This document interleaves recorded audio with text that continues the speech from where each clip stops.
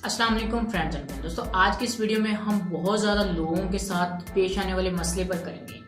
जी हाँ दोस्तों, बहुत ज़्यादा लोगों को ये मसला आता है कि मैंने फाइवर की आईडी 3 मंथ पहले बनाई, 6 मंथ पहले बनाई, साल पहले बनाई, लेकिन मुझे अभी तक कोई ऑर्डर नहीं मिला। तो इस वीडियो में आपको बताने वाला हूँ कि आप अपने प्रोफाइल को कैसे ऑप्टिमाइज़ करेंगे।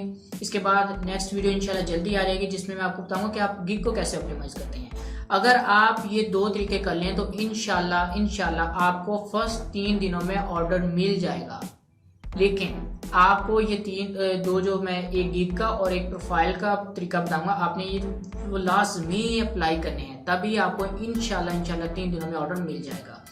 तो चलिए वीडियो शुरू करते हैं। दोस्तों जो फाइवर की प्रोफाइल बनाते वक्त आपको 7 स्टेप ज़हन में रखना पड़ते हैं। जो फाइवर आपको देता है कि आपने ये 7 स्टेप फिल करने हैं। अब ये 7 स्टेप फिल करने में ना बहुत ज़्यादा लोग गलतियां कर जाते हैं, जिनमें सबसे पहला स्टेप है आपकी जो फाइवर प्रोफाइल का नेम होता है वो है। बहुत ज़्यादा लोग अपना नेम सिलेक्शन ही सही तरह कर पाते। आप अपना देखें निश के रिलेटेड जो आपका नेम होगा वो सिलेक्ट करें। अगर आप अपने निश के रिलेटेड नेम को सिलेक्ट करेंगे तो आपको सर्चिंग में ना बूस्ट मिलेगा। आपको मतलब कि आपकी जो रैंकिंग है ना वो इंक्रीज होगी।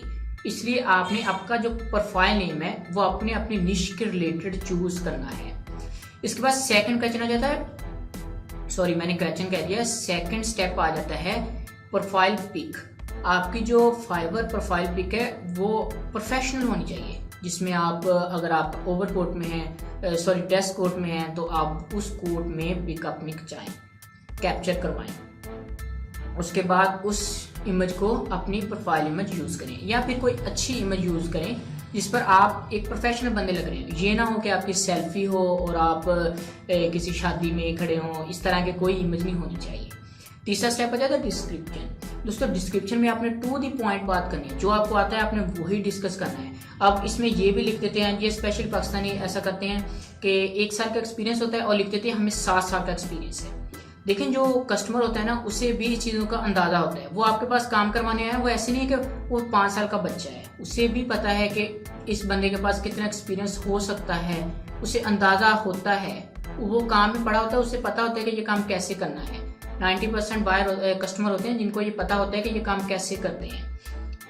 अच्छा, तो आपने ये डिस्क्रिप्शन कैसे अब रखनी है। डिस्क्रिप्शन में आपने एक रीजनेबल एक्सपीरियंस मेंशन करना है, मतलब कि आपने 1 साल 2 साल का एक्सपीरियंस ही मेंशन करना है। जब आपकी प्रोफाइल ओल्ड होना शुरू हो फिर आप उसे इंक्रीमेंट कर दें। ये ना हो कि आपकी प्रोफाइल 2021 में बनी हुई हो और आपने एक्सपीरियंस लिखा कि मुझे 5 साल का एक्सपीरियंस है, तो कस्टमर देखेगा अगर इसे 5 साल का एक्सपीरियंस है तो कहाँ एक्सपीरियंस है, नजर तो कहीं आ नहीं रहा। इसलिए आप उतना एक्सपीरियंस लिखें जितना एक्सेप्टेबल हो और टू दी पॉइंट बात करनी है आपने। जितना मतलब आपके पास स्किल है ना आपके वही मेंशन होने चाहिए।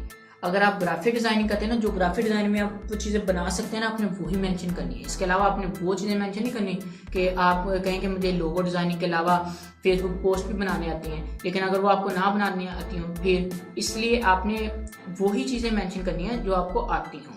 इससे जितना आपका एक स्किल है ना वो स्पेसिफिक होता जाएगा ना, क्लाइंट को आप पे उतना ज़्यादा ट्रस्ट होता जाएगा। जब क्लाइंट आपकी प्रोफाइल देखेगा ना तो वो देखेगा अच्छा इसे लोगो डिजाइनिंग में परफेक्शन हासिल है, तो उसे लोगो डिजाइनिंग के लिए बंदा चाहिए तो वो आपसे मस्ट राब्ता करेगा। अगर आपने मल्टीपल स्किल लिखे होंगे तो वो हो सकता है उसके माइंड में डाउट आ जाए कि ये बंदा इतना ज़्यादा स्किल है तो वो कैसे परफॉर्म करेगा, क्या ये स्पाइडरमैन तो है नहीं कि ये इतनी स्किल को एक ही तरह से हल कर सकता है।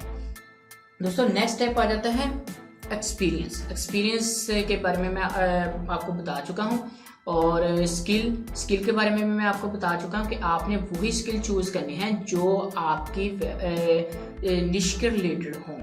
मतलब कि अगर आप ग्राफिक्स का काम करें तो ग्राफिक्स में जो आपको काम आते हैं आपने वही चूज करने हैं। अगर आपको फोटोशॉप आता है ना तो आपने फोटोशॉप ही चूज करना है, इलस्ट्रेटर को आपने बिल्कुल भी टच नहीं करना। और इसके अलावा टेस्ट होता है फाइवर का, वो आप टेस्ट अगर आप दे सकते हैं तो वो दें, अगर नहीं दे सकते हैं तो वो ना भी दें तो तभी मसला नहीं है, लेकिन अगर आप दे दें तो आपको उसका फ़ायदा हो जाता है। तो उसके बाद आता है लैंग्वेजेस। अब लैंग्वेजेस में लोग एक बहुत बड़ी गलती कर देते हैं। हम इंग्लिश लैंग्वेज सेलेक्ट करते हैं ना, तो इंग्लिश लैंग्वेज में हम लिख देते हैं कि ये नेटिव लैंग्वेज है। अब आप खुद अंदाज़ा करें कि आप पाकिस्तान में रहते हुए आप कैसे कह सकते हैं कि आपकी इंग्लिश लैंग्वेज नेटिव लैंग्वेज है। नेटिव होता है कौमी ज़बान, आप कैसे कह सकते हैं कि मेरी कौमी ज़बान इंग्लिश है। इसलिए आपने इंग्लिश को कभी भी नेटिव ज़ुबान नहीं लिखना, आपने वही ज़ुबान लिखनी जो आपको आती हो। अब कई लोग ऐसे करते हैं फिर लिख देते हैं कि मुझे जर्मन भी आती है, स्पेनिश भी आती है। फिर जब उसको कोई कस्टमर आ जाता है ना उसके काम करवाने के लिए, तो उसको गूगल करके वो ट्रांसलेट करके उसका काम करते हैं। अब इसमें एक नुकसान होता है, जो गूगल ट्रांसलेटर होता है ना वो उस चीज़ को 100% ट्रांसलेट नहीं करता, उसको कुछ हद तक वो ठीक ट्रांसलेट करता है, कुछ हद तक वो गलत ट्रांसलेट करता है। मैंने एक साल एक जर्मन बंदे के लिए काम किया है, उसकी मैं ई कॉमर्स स्टोर मैनेज करा, तो उसमें मैंने ये चीज़ अच्छे से एनालाइज की है कि ट्रांसलेटर कैसा, मतलब कि किस तरह से ये चीज़ परफॉर्म करता है। इसके बाद होता है डिग्री। सो डिग्री अब ऐसे होता है कि एक बंदा होता है जिसने मैट्रिक पास किया होता है, मैट्रिक पास करने के बाद वो ये फ्रीलांसिंग में आ जाता है। अब उसके डिग्री लिखी होती है कि मैं जी PhD हूँ, मैंने MS किया हुआ है। तो इस तरह आपने बिल्कुल भी नहीं करना, जो आपकी डिग्री ठीक में है ना वही आप लिखें। अगर आप वो नहीं भी लिखते ना तभी मसला नहीं, लेकिन आप गलत इन्फॉर्मेशन ना दें। क्योंकि देखिए ना, अगर आप लिखते हैं कि मैं जी PhD हूँ, MS हूँ, तो आपकी कम्युनिकेशन स्किल आपको बता देगी कि आप कितने पानी में हैं। तो इस तरह से आप वही इन्फॉर्मेशन लिखें जो आपकी मतलब कि आपकी स्किल के रिलेटेड हो, आपके रिलेटेड हो।